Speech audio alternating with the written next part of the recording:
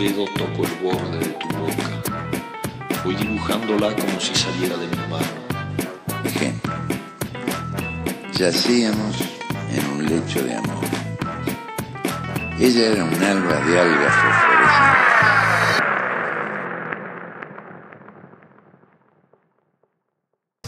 Hola, hola, hola a todos. Acá estamos en un nuevo Desbocados número 40. No lo podemos creer, es un montón. 40 invitados que pasaron por acá a hablar nada más y nada menos que de literatura, una oportunidad que nos da Punto Radio 93.1 de hablar de esto justamente los martes a las 11 de la mañana por fuera en contraturno, digamos, de los horarios habituales de los programas dedicados a hablar de literatura. Hoy, por supuesto, porque los números redondos lo ameritan, tenemos una invitada de lujo directamente, que se llama Ana Iniesta. Ella es poeta y cantautora. Nació un verano en Buenos Aires en 1983. Es egresada de la Escuela de Arte Dramático, se formó en música, poesía y teatro. Editó Rebenque en Flor en 2011 por Editorial del Citrino, León el Pez en 2015 por Ediciones en Danza y La Nueva Vez en 2018 por Editorial Pánico el Pánico. Este es el librito que tengo de ella acá. Para niñez escribió La maravillosa vida de Rosa Luxemburgo, con audio y cuento y música incluida. Esto salió en 2022 por Tiempo Argentino y Brecha. Es autora y compositora del cancionero popular transfeminista Rebenque en Flor, donde va al encuentro de otras músicas para ponerle voz y música a la vida de mujeres y disidencias como Loana Berkins, Berta Cáceres, Eva, entre otras. Con su proyecto para niñeces, @Anailavanda de la Luna, editó 2 discos y un cuento canción y recorre hace más de 10 años diferentes escenarios del país con espectáculos propios donde combina poesía, música y teatro. Bueno, es un datazo acá para las autoridades culturales o los eventos culturales de la ciudad de Chacabuco, que la tengan en cuenta para traerla. Hola Ana, ¿cómo estás? Hola Juli. ¿Todo bien? ¿Me escuchás bien? Sí, medio cortadito, pero no sé si está cerca del Wi-Fi o no. Estoy muy cerca del Wi-Fi. Acá está soplando el viento, es épocas de vientos en Tras la Sierra, así que se hace lo que se puede. Se hace lo que se puede, obviamente. Sí, nosotros a veces nos hemos comunicado con lugares muy recónditos y bueno, nada, ya sabemos que todo depende del Wi-Fi, del señor Wi-Fi. Ana, primero y antes que nada, gracias por aceptar esta invitación. Y la primera pregunta es, ¿qué haces en Tras la Sierra? Y en Tras la Sierra disfruto mucho de los pájaros, los árboles. Crío a mis 2 hijos varones en medio de las ovejas, de los caballos. Me interesaba que ellos más que nada tengan otra vida distinta a la de la ciudad. Principalmente eso. Después extraño bastante la movida cultural, pero acá también hay su movidita y bueno, pienso que también hay que descentralizar Buenos Aires y les que estamos tan formados, movernos un poco para generar nuevos puntos, ¿no? de cultura. Uh-huh. Habíamos hablado cuando nos conocimos en persona que en realidad vos sos oriunda de la ciudad de Buenos Aires y claro, es un cambiazo, ¿no? Ir a Tras la Sierra, nada que ver. Nada que ver. Igual acá es muy culturosa, hay mucha movida de teatro, de poesía, de música. Ahí también te das cuenta qué artistas se mueven, ¿no? Porque y llegan hasta acá y tocan en lugares chiquititos y realmente sean cosas muy únicas, diferentes. Pero sí, es un cambiazo importante y es una apuesta. En 10 años yo creo que este lugar va a ser otra cosa, ¿no? También. Más llevado por lo turístico, digamos, más una movida, como esta movida turística y cultural va a terminar quitándole como la cosa apartada, ¿no? Sí. De hecho, Trasla igual es un lugar muy visitado por los cordobeses, ¿viste? Pero ya no solo es turístico, sino que tiene una pata muy fuerte medioambiental y culturosa, ¿no? En Villa de las Rosas, por ejemplo, que es la ciudad más cerquita que tenemos, aparte de Dolores, que es como la ciudad más conservadora, digamos, la es Villa Dolores. Villa de las Rosas es como la ciudad más cultural, donde suceden otras movidas que, bueno, van poniendo el estatus en otro lugar, digamos, a poquito. ¿Cómo empezó esta movida cultural en tu vida? Digo, porque hay varios interrogantes, digamos, como que el arte es algo ahí que se vuelve territorio desde distintos lugares, desde la música, desde la poesía, desde el teatro. ¿Cómo empezó esto en tu vida? Mira, yo me crié en una casa muy culturosa. Mi mamá era parte de Nusud, que fue una editorial de poesía de los años 80. Mi vieja era una tipa muy inquieta, muy generosa. Así que mi casa siempre fue el lugar de reunión de todas las reuniones de poesía, el lugar donde se hacían las fiestas para recaudar plata para la revista El Desierto. Así que desde muy piba, nada, estaba Diana Velesi, Alicia Genovese, en mi casa, un montón de escritores, Francisco Madariaga, que yo ni sabía quién era, obviamente. Claro. Yo solamente me quedaba, yo jugaba con los hijos y me quedaba jugando a la tarde en el jardín, no sé. Mi casa siempre fue una casa abierta, eso por empezar. Y siempre sentí mucho amor por la palabra. Después, mi vieja murió en mi adolescencia, que para mí fue una tragedia total, fue tremendo, y digamos que la casa de la palabra, el lenguaje, es donde yo anclé, y los libros de poesía y la biblioteca de mi vieja y todo ese mundo muy fuerte, digamos, fue bastante como para sobrevivir a ese dolor tan grande. Y yo siempre fui teatrera, digamos, desde chiquita, que fui a la escuela de Hugo Midón, después bailaba en la murga del barrio. Digamos que siempre la música, el cuerpo, el teatro, la poesía, pero yo siempre digo que la poesía es mi primer casa, ¿no? ¿Y la música? Ahí. Y la música, en mi casa había mucha música, se escuchaba Los Redondos, mucho blues. Después, más por el lado de mi viejo, eran más los Beatles, la zarzuela, había mucha música, también consumíamos culturalmente bastante. Después mi vieja tuvo un novio que era un uruguayo inglés, que se llamaba Tony, que tocaba muy bien la guitarra, y me decía, Ani, vos cantás muy lindo. Y así que empecé cantando con Tony un montón de canciones, y cuando tenía 8 o 9 años me regaló una guitarra y me dijo, Ani, ¿no? Y con un libro de los Beatles. Y ahí tuve mi guitarra, que la guardé en el ropero, y en la adolescencia la saqué.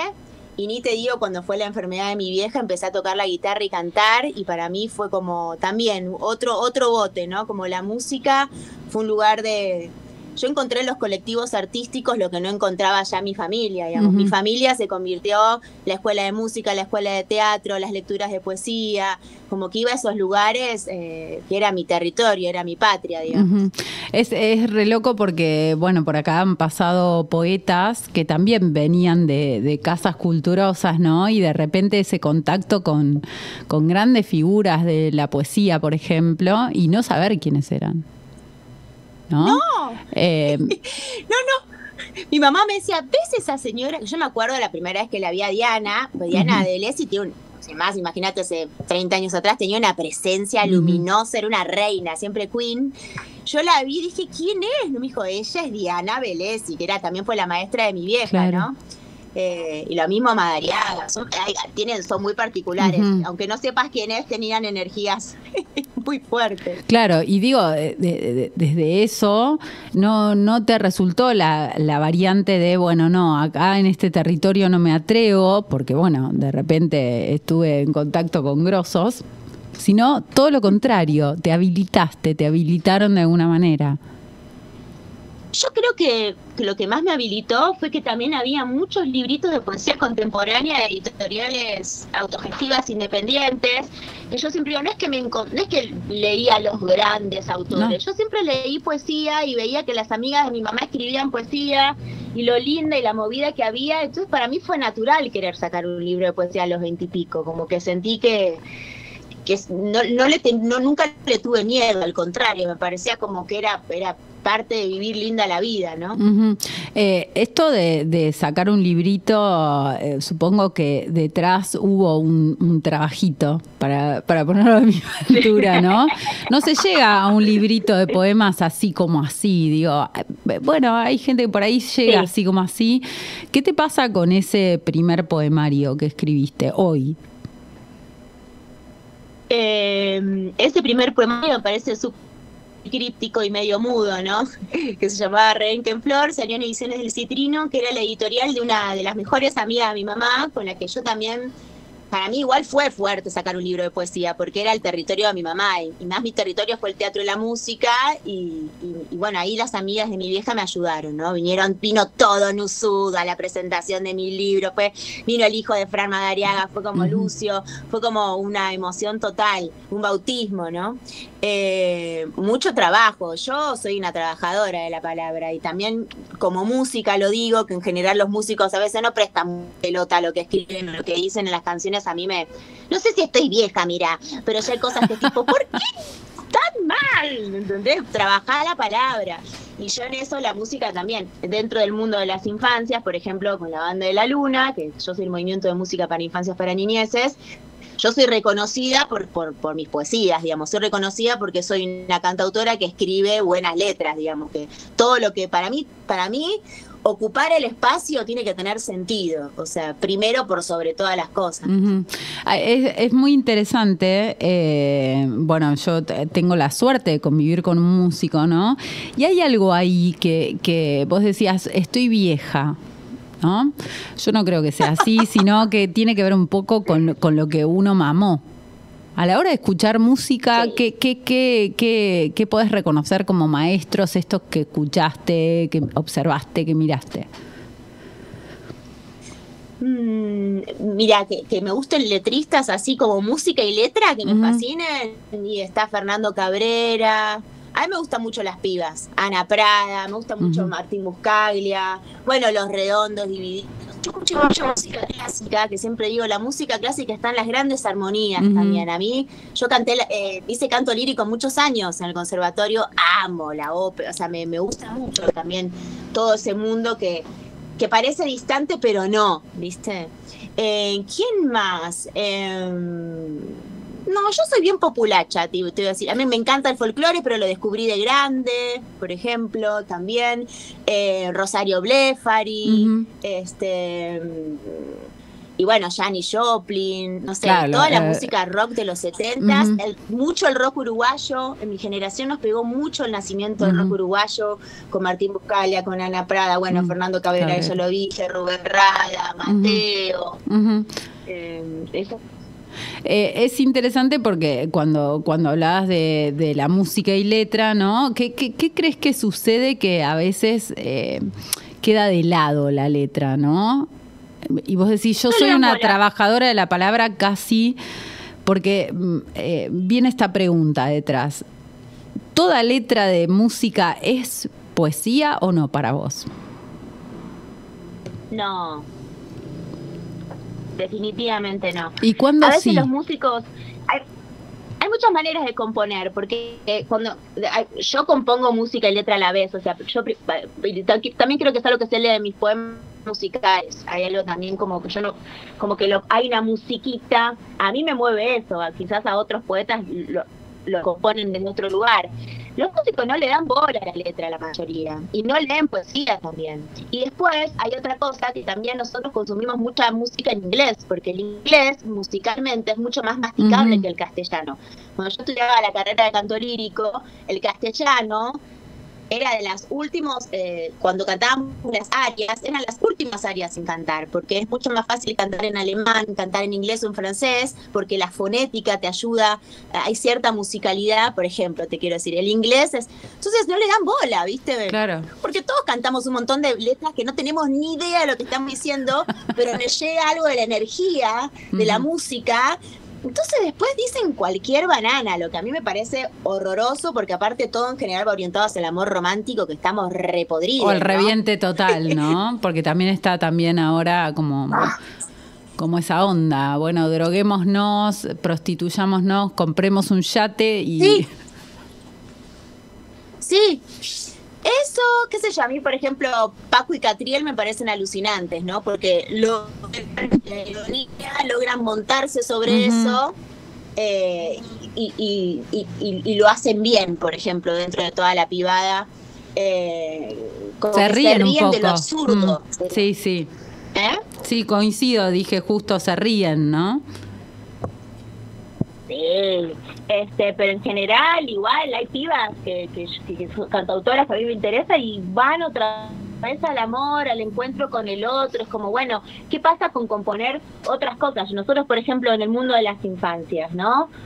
En general es muy edulcorado, cosa que no es así. Las niñeces no son edulcoradas, como dicen el Lelutier, los chicos son personas, y a las personas les pasan cosas tristes, digamos, ¿no? Se le muere el perro, se le separan los padres, cuando sos o sea, no es que es todo. Sí, uno intenta siempre transmitir que las niñeces, la vida es linda, porque es parte también de la construcción de su subjetividad, que es súper importante, pero en mis canciones yo hablo de cosas, qué sé yo, que le pasan a los chicos, que nació un hermanito, que se le perdió el perro, de la belleza de los colores alrededor, cómo describimos una mañana de un bebé, ¿no? Intentamos traducir cosas que a ellos les pasan y que son reales, ¿no?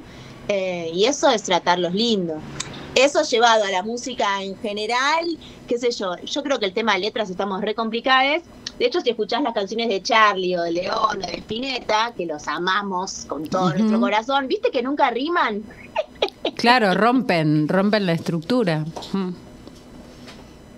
¡Claro! En vez de decir la botella. Está permitido porque es musical y no importa, pero hay un lugar donde está muy poco trabajada la palabra en general. Yo creo que las pibas tienen mejores letras que los pibes, obvio. Porque ya hay otra conciencia y una mujer cuando tiene que hablar ya tiene que estar con otro trabajo, ¿no? Las que no muestran el culo y la teta todo el tiempo, te digo. Coincidimos ahí. Hablábamos de tus comienzos ahí en aquel primer poemario, acompañada por una cantidad de poetas ya establecidos como tales. ¿Cuándo te sentiste poeta? Que sí, bueno, sí, voy a poner, en el currículum voy a poner, soy poeta. Viste que es un tema, porque uno no... Me costó, pero también yo en el teatro siempre escribí también. O sea, yo fui a la escuela de Hugo Midón y de ahí lo de Nora Mosenko, que es una gran... Yo tuve la suerte de tener grandes maestros cuando era piba. Y Nora tenía algo como... que yo estudiaba actuación, pero que los actores y las actrices también debíamos ser autores y directores de lo propio, ¿no? Como, bueno, si es una improvisación, la sistematizamos para que funcione. Entonces había un trabajo que yo ya lo tenía.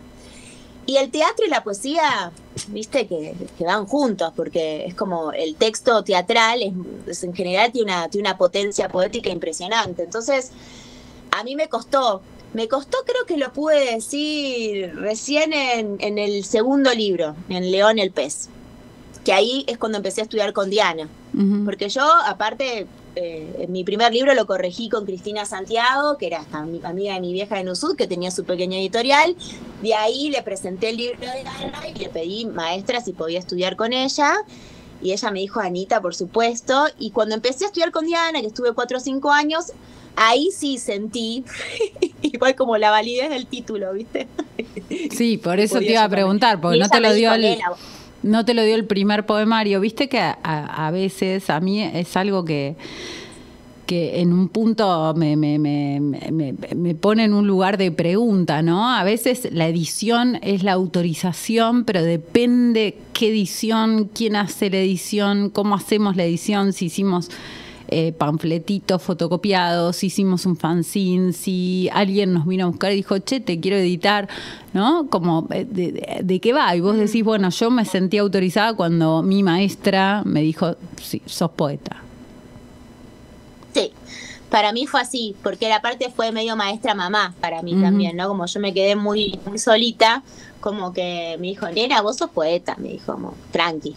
Como, y para mí fue como tocar el cielo iluminada, no, como me dije, como la bendición. Pero yo creo que sí, pero yo creo que lo que vos decís para mí, no sé, ahora ya lo veo distinto, pero para mí fue importante sacar un libro en una editorial como En Danza, que está un poquito más instalada que la anterior, ¿no?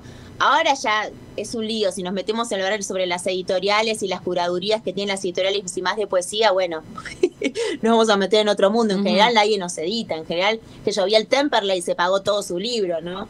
Y decís, vi el Temperley, que es como las cosas más bonitas que tenemos. Entonces, yo creo que te hace poeta, sí, seguir escribiendo y sacar tus libros y leer y compartir, o sea, yo creo que es eso. Después, bueno, por poesía tú has visto cada cosa, tú decís, ¿qué? Pero bueno. ¿Y cuándo? Porque, bueno, se me vienen muchas preguntas. Una es, vos decías, el teatro es muy poético, coincido, pero en el teatro está el cuerpo, ¿no? Y en la música también está el cuerpo, de alguna manera. En la poesía no. ¿Es otro territorio? O sí, depende, ¿no? Cómo lo tomemos. Para mí sí. También. Sí, entiendo lo que decís, porque es otra exposición. Digamos. No como instrumento. Con la guitarra, con todo mi cuerpito, yo siendo mi propio instrumento, con mi propia lírica, la exposición es mayor, ¿no? Pero ojo, porque quizás en la actuación también estás reprotegida por el personaje. Después, leer un poema desde el centro de tu corazón es una exposición grande también. Para mí también está el cuerpo. Yo siento que escribo con el cuerpo. Lectura, o sea, claro. A mí me pasa de todo, en la panza, en el pecho, voy, vengo, todo, qué sé yo. Y aparte, tal, viste, vos sabés que el poema sale, pero después lo corregí hasta que queda, ¿no? Y eso es un trabajo que para mí no es solo de la cabeza, está todo el cuerpo involucrado. ¿Cuándo reconoces un poema? Vos decías, bueno, lo escribís y después lo trabajás hasta que queda el poema. ¿Cuándo hay un poema? ¿Qué es un poema para vos? Para mí se hace poema cuando lo laburo y me sigue gustando. Si lo laburo un poco y ya no me gusta, eso no, viste que no todos crecen hasta pararse, digamos, ¿no? Como que y a veces no le tengo fe y de repente tuki se pone bueno, digamos. ¿Qué es un poema? ¿Qué pregunta tan difícil? Y bueno, viste que nosotros decimos lo inasible y lo indecible, pero lo decimos con ese trabajo mágico de la palabra, misterioso, ¿no? Que nunca perderá su misterio, ni su incertidumbre, ni esa fibra. Para mí la poesía y el teatro, todo bien con lo audiovisual, con los celulares, todo lo que quieras, pero no van a morir nunca, porque lo que generan, la revelación de humanidad que generan, no lo hace ninguna otra cosa. Está bien, en lo audiovisual puedes contar mejor las historias que en una obra de teatro, pero lo que vive ese cuerpo en ese momento único de comunión con ese público, ese día, a esa hora, no vuelve a ocurrir nunca. Y es lo mismo que pasa cuando leemos un poema. Estás diferenciando como, bueno, el poema escrito del poema leído, ¿no?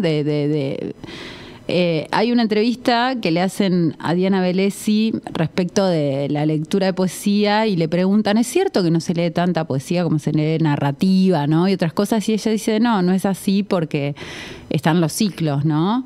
En el sentido de, bueno, una cosa es el acceso al papel y otra cosa es el acceso a la poesía. Que hay una diferencia, ¿no? Pero digo, en el reconocimiento de un poema, vos decís, esto que leí es un poema, esto que leí no es un poema. Por más que la editorial diga que es un poema, el mercado diga, las entrevistas digan, ¿no? Yo siempre pongo como ejemplo que había uno en Instagram dando vueltas que decía algo así como: corto los zucchinis, los tiro en el aceite, pienso en vos. Y eso era un poema. Y yo me interpeló tanto que se lo mostraba a todo el mundo y le decía, ¿qué es esto? ¿Para vos es un poema o no es un poema? Porque para mí era nada que ver, ¿no? ¿Cuándo reconoces un poema? Creo que hay una inteligencia que se siente, o sea, eso que vos decís, pues los posteos de Facebook son como esa la literatura del Facebook, que fue espectacular, para mí es Capusotto, viste, total. No, el poema, no. Aparte hay maestros también de poesía que postean los poemas que están trabajando y hacen sentir a la persona como un reconocimiento, entonces es poeta porque está en el portal del Facebook de su maestro. Una confusión, mirá. Yo creo que un poema resiste a esas boludeces, digamos, ¿no? Cuando vos lees algo que reconoces como un poema, hay algo que te pasa en el cuerpo, que te toca una fibra, que te conmueve, que es algo inteligente, que atraviesa algo que no te va a pasar con lo que estaba de los zucchinis, digamos, ¿no? Pasa otra cosa. Pasa también que no todo el mundo lee poesía. Yo sí creo que se lee más narrativa, cuentos, y ahora a la gente le cuesta un montón leer, digamos, ¿no?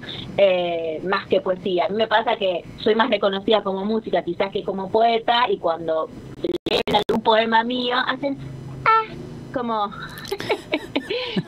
como esperábamos algo más.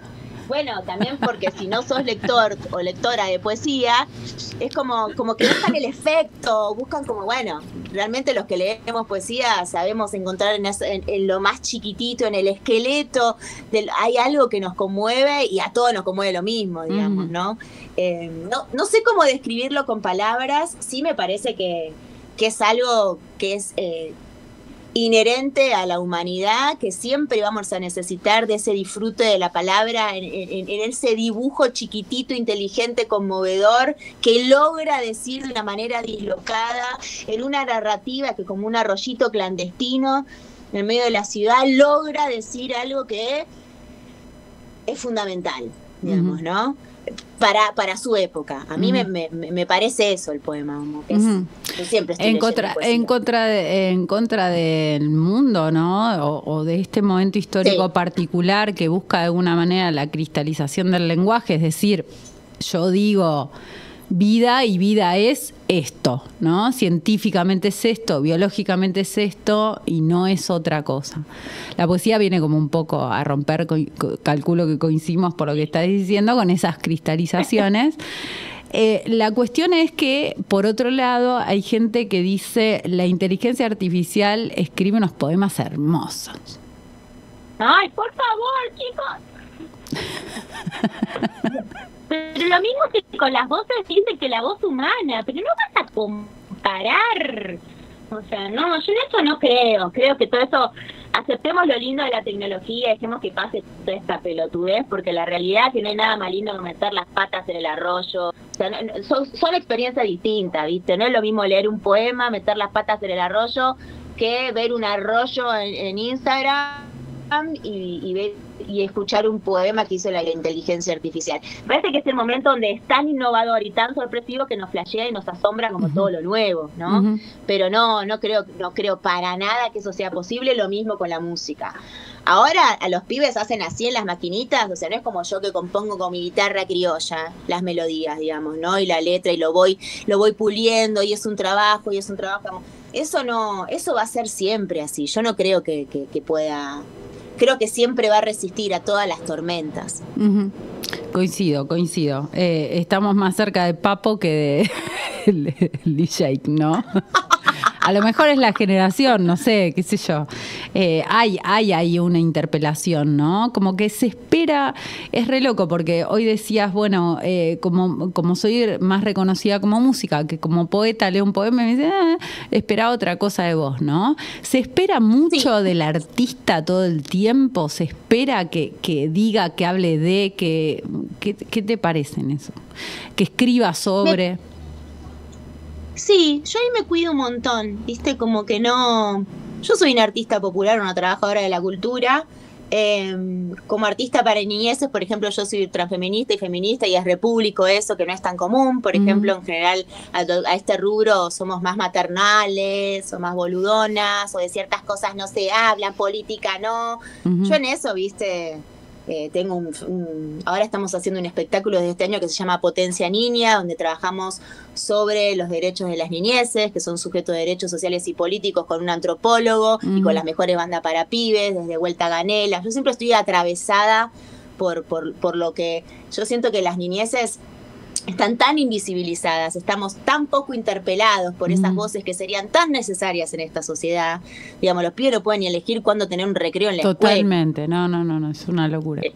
Estaría todo mucho más lindo si ellos estarían, porque para ellos la vida es linda y son el futuro, son el presente intrínseco, ¿viste? Que no los escuchemos me parece de terror.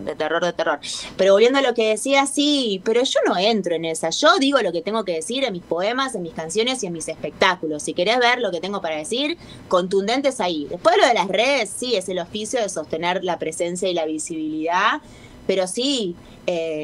es eso. Igual también lo que pasa conmigo es que le flashea que escriba bien. Como que por otro lado, yo se digo, uy, voy a poner un poema mío en el Instagram de Ana y la Banda de la Luna que, no sé, me escuchan, viste, como 40.000 personas por mes y qué sé yo, pero después la gente flashea también porque se acerca a un lenguaje que no sabe que existe. Entonces, para mí, yo esa batalla la doy, por más que por ahí tengo menos likes que cuando subo una canción que a todos les gusta. Entonces ahí también das como un bueno, pero miren que hacer música para infancia no es manota, sino que hay todo un trabajo distinto. Y que no solo hago música para infancias, también soy poeta y también compongo música TP, digamos, ¿no?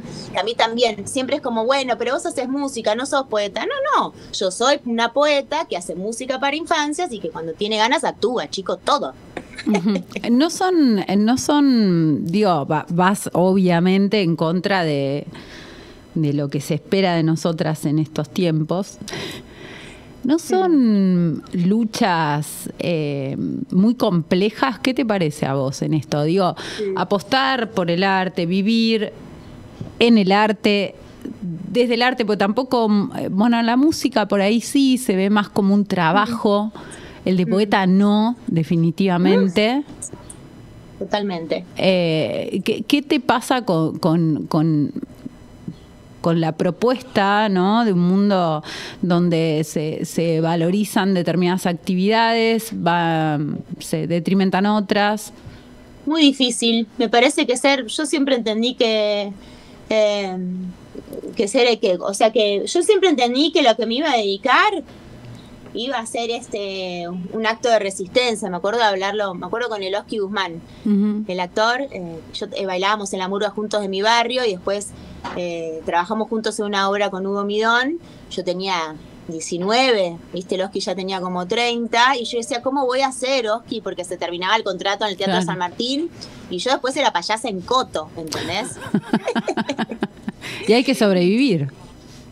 Y muchas veces yo sobreviví desde la educación, pero una educadora especial, una educadora de primera infancia, que no solo era maestra de arte en los jardines, sino que después de eso pudimos construir una poética, ¿no? Con todo lo que fue la Escuela Magdalena Fleitas, Luis Pesetti, y con eso sobreviví. Difícil, pero la verdad te digo, Juli, yo no podría hacer otra cosa. Empleada, secretaria administrativa, ¿no? No, nunca duré, ni en las instituciones duré. O sea, como maestra dentro de la institución también. Duraba 2 meses, salía, un desastre, ¿no? Yo asumí que era lo mío también. Mi vieja era economista, era una chabona que siempre le hubiese gustado netamente escribir y fue otra cosa. Entonces yo entendí que yo tenía que jugármela por disfrutar. Mi abuela Ida, había hecho la Priliano Pueyrredón en los años 20 y también después había dejado la pintura para dedicarse a la crianza de sus hijos. Entonces yo entendí como que a mí me toca, chicas. Yo me hago cargo. Hay algo de eso en nuestra generación. Hablemos del nuevo poemario que se llama Iniesta la Flor y que vas a presentar el 4. Este sábado 4 a las 18 horas en La Libre, Chacabuco 917 en San Telmo. Contanos un poquito cómo llegaste hasta él. Digo, hablábamos del primer poemario. ¿Hay obsesiones que continúan en este? ¿Es otra cosa? Sí, yo siempre hablo mucho sobre la ascendencia, la descendencia, el linaje. Creo que es uno de mis temas, ¿no? Me acuerdo cuando empecé a corregir mi segundo poemario con Diana, que le llevaba poemas de acá, poemas de allá. Yo acababa de ser mamá de mi primer hijo, que es una maternidad distinta a la nuestra, ¿no? Sin mandato, deseada, distinta. Anclada en un deseo, también con pibis que vienen ya con una cabeza impresionante, ¿viste? Y me acuerdo que Diana me dijo, empezó como a agarrar los poemas que teníamos de León y me dijo, acá está el libro. Yo creo que, y yo no lo podía creer, que mi maestra, digamos, ¿no? Que no había sido mamá, con todo, ¿no? Como que un poco a mí me daba vergüenza hasta cierto punto ser mamuchi. Claro, no entrar en temas boludos, como decías hoy, como muy ingenuos, ¿no? O muy... Tal cual, tenía miedo de eso y Ana me dijo todo lo contrario, es acá, y hay algo de eso que está. Y Iniesta la Flor, que es como dijo Pau, es como una especie de acto psicomágico para amigarme con el Iniesta, con mi apellido. Soy poeta y soy Ana Iniesta, ¿no? Soy Juliana Chacón, o sea, es fuerte, como que hay algo del apellido que me costó un montón, el apellido de mi papá, o ese linaje, porque yo soy mucho más del mundo de mi vieja. Y sin embargo con los años me fui dando cuenta todo lo Iniesta que era, y que era uno más de un montón de Iniestas, digamos, ¿no? Que no tenía que por qué defender lo que no me copaba, y sí hacer terripatria en lo que sí, en mi bisabuelo anarco, que cantaba en la zarzuela, ¿entendés? Como, y en esta abuela que yo tenía, que era una señora ama de casa, que no podía creer, esta nieta que le salió... que le discutía todo, que le preguntaba, y el amor a la vez que le tenía esa abuela con la que no podía vincularme, no del todo bien. Me parece que estamos hechos de estas historias que son crueles, que tienen ternura, que tienen dulzura, y que nos hacen y nos constituyen a todos. Y yo lo intenté escribir con todo el amor del mundo. Es un libro que escribí también cuando estaba muriéndose mi papá.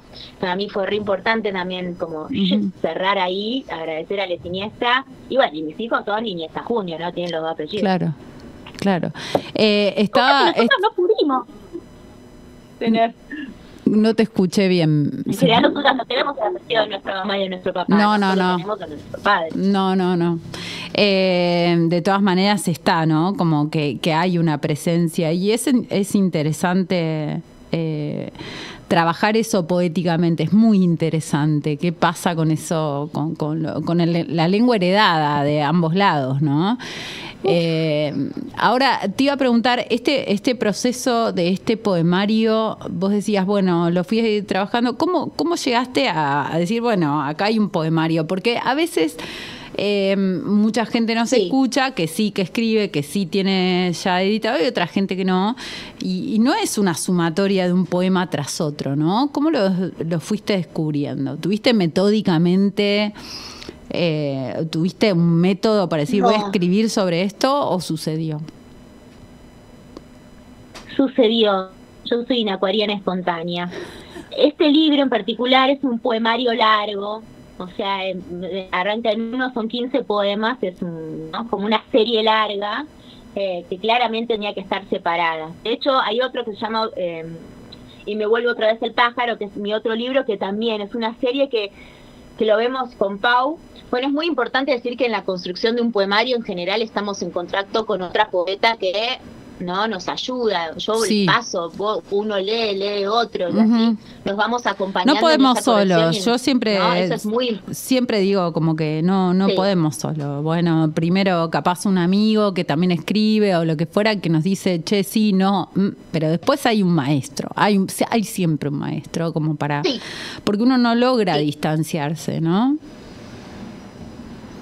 Totalmente, y aparte yo, por ejemplo, no sé, yo siento que en mis primeros libros tenía problema en la estructura del poema, por ejemplo, había cosas estructurales que todavía me costaban, ahora yo siento que eso ya no me cuesta, pero que tengo que prestar atención a otras. Bueno, uno va haciendo sus buenos palotes, ¿no? Yo siento que lo sentís al poemario, digamos. Este es una serie que es larga, pero qué sé yo, en La Nueva Vez o en León el Pez, o en otro libro porque también yo edité en 2018, pero la verdad que yo siempre sigo escribiendo, no edité por otras razones, no porque no escriba, sino porque a veces los poetas lo presentás a concursos, no te editan, no te gusta la editorial que sí te podría que sí, la que te gusta no te da pelota. Nosotros tenemos, por eso también este poemario, la editorial es Acuariana Ediciones, que es mi editorial, decidí tener una editorial propia. ¡Qué locura!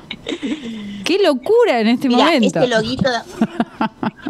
Este loguito lo hizo mi hijo León, pero creo que nos tenemos que editar y hacernos el aguante entre todos. Sí. Me parece que hay algo también de si no editamos nunca porque está muy caro el papel, porque está muy caro todo, entonces las editoriales casi no están editando, lo que editan es muy poco, y yo me voy sintiendo silenciada, ¿no? Como muteada, o amputada, porque no puedo publicar, y si no publico entonces no nace ese libro de alguna manera, y es necesario que salga, que corra.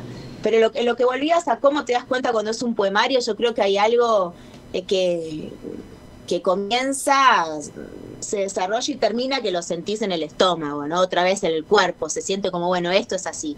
Y también hay que soltar, porque si no podrés corregir eternamente, lo mismo que una canción. Cuando yo estoy en la producción de una canción, o sea, si no la suelto a la canción, podemos seguir produciendo y embelleciendo cada vez más todo, pero bueno, así es la vida, como dice May Sardon, ¿no? En un libro, el de Ivana Romero, que tradujo Uno Verdecito, dice, la obra transforma al artista y el artista se transforma con la obra, ¿no? Hay algo de ese juego que, ¿para qué si no? Entonces, me parece que hay algo del poemario que para mí es fundamental compartirlo, fundamental que alguien te ayude, lo corrija, digamos, nunca sacaría nada sola ni loca, como sin que otros son más valientes. También, ¿no? Sí, coincido. Ana, ¿dónde se puede conseguir el poemario?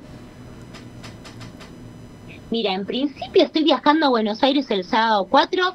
Lo voy a ir a mis bibliotecas amigas, seguramente esté en Parque Chas, en Malatesta. Después síganme en Instagram, que es Ana Victoria Iniesta o @aquariana.ediciones, y ahí voy a poner todas las librerías, que me imagino que serán librerías barriales donde me acepten el librito. Muchísimas. Yo te recomiendo cosas... Librito sin que sea chiquitito. Yo te recomiendo cosas serias, Jacarandá, que son librerías virtuales que venden mucho poesía. Ojalá se comuniquen con vos para tener ahí ejemplares de este nuevo poemario y lleguen al sur y a nuestro queridísimo Entre Ríos y toda esa zona. Ojalá. Ana, queremos que nos leas, por supuesto, en estos minutos que quedan, algo de este nuevo poemario, nuevos proyectos o lo que tengas a mano. Vamos a leer de Iniesta la Flor, que tiene el prólogo también de Claudia Massín. Otra grosa. Un amor, la Claudia la queremos.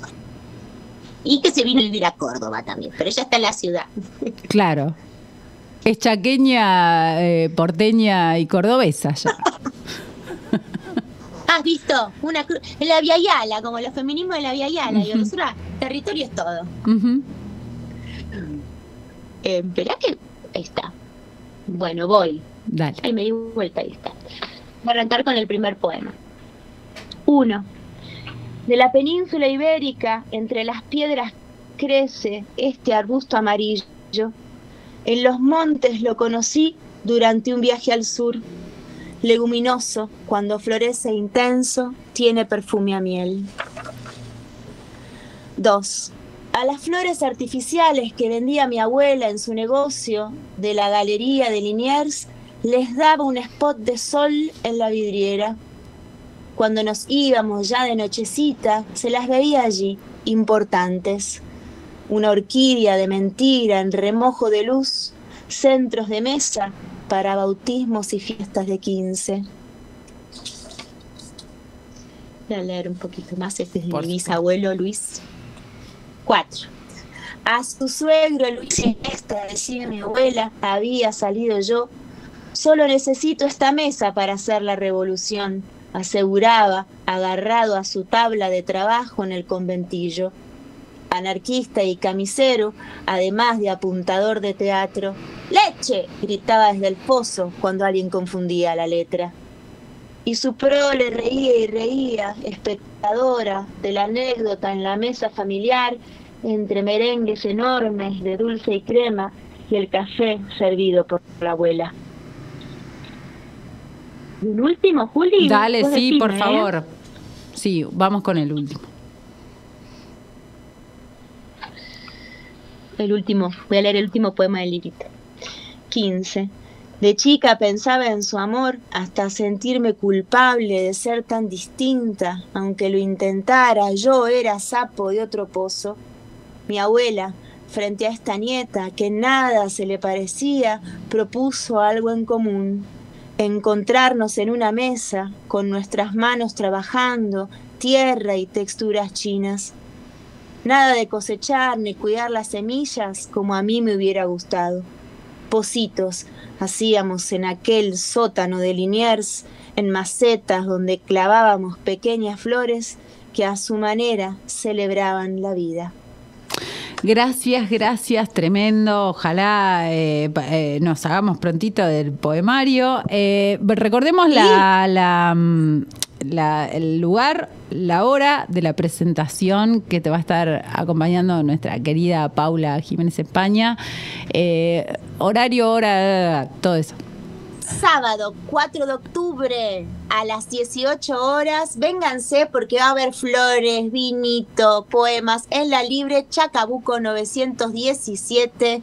Va a ser un sábado primaveral. Es un librito libriano de esta editorial acuariana. Juli también te quiere editar, así que después hablamos. Ay, por favor, muchísimas gracias. Gracias por haber estado por acá, por la apuesta tremenda al arte.